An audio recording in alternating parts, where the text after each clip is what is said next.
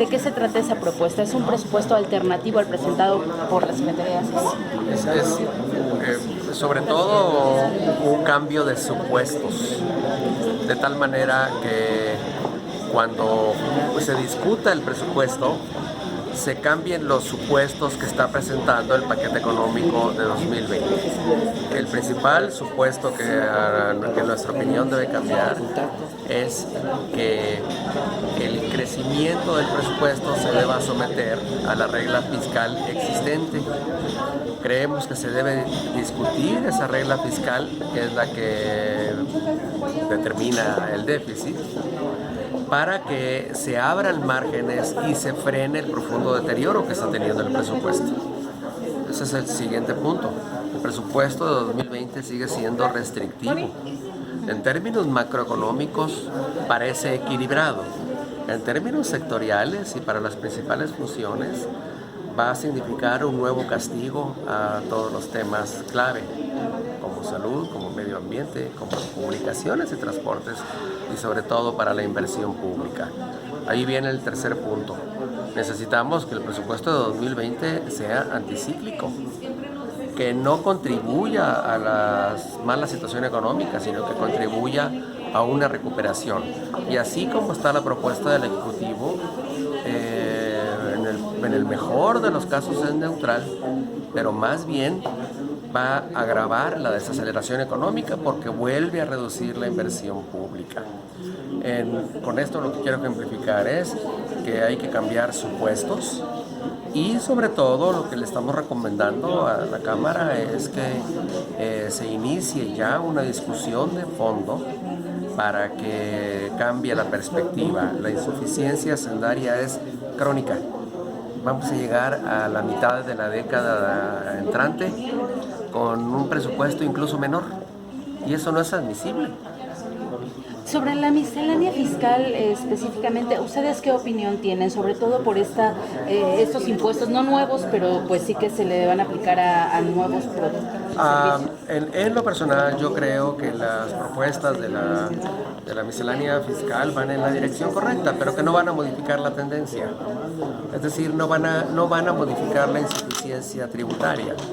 De hecho, para 2020 lo que la propuesta está planteando es que incluso se reduzcan un poco los ingresos presupuestarios, a pesar de las propuestas. Sin embargo, creo que las propuestas son positivas. Sin embargo, lo que le estamos proponiendo desde el Consejo Consultivo a los diputados es que se inicie ya una discusión que seguramente no cuenta con la simpatía del gobierno federal, porque el gobierno federal ha insistido en que no habrá una reforma fiscal que aumente impuestos.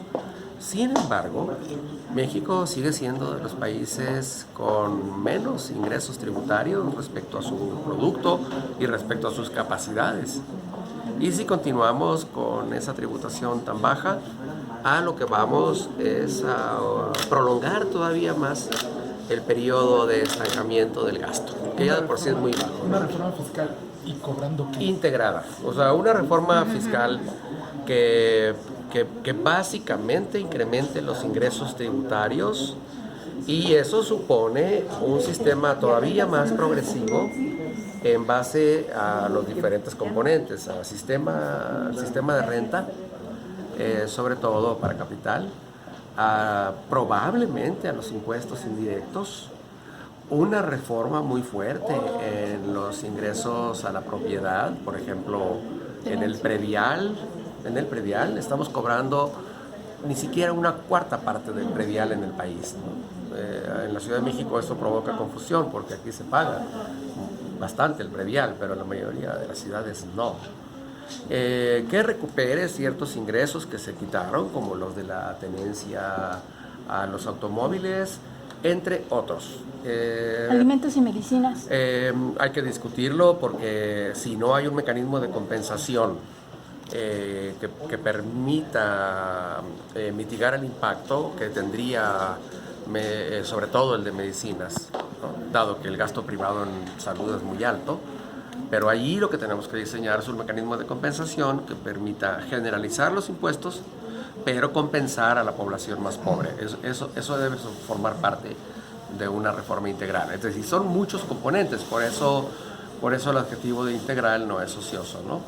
¿Y tendría que ser esta reforma para el año que entra? Yo lo veo difícil, pero creemos que sí se tiene que empezar a pactar el proceso. En un sistema parecido al que se hizo cuando se discutió la reforma del Estado. Primero se acordó cómo discutirla, luego se empezó a discutir.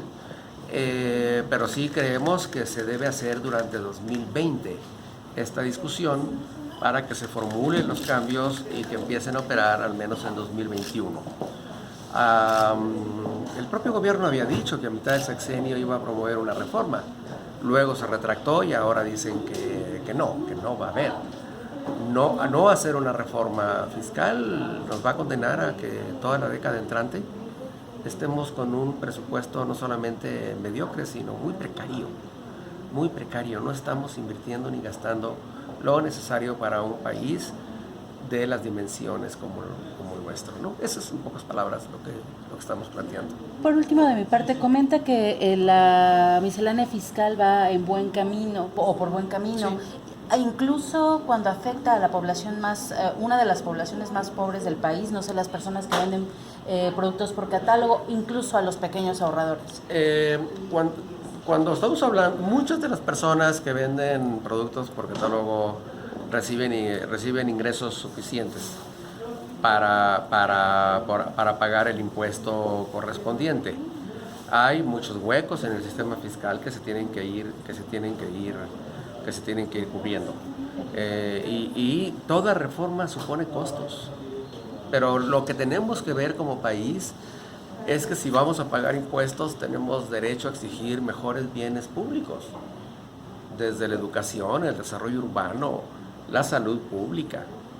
Y creo que debemos revertir esa situación. Nos hemos acostumbrado a muy malos servicios porque pagamos muy pocos impuestos. Y claro que hay que gastar mejor, que hay que gastar con total honestidad.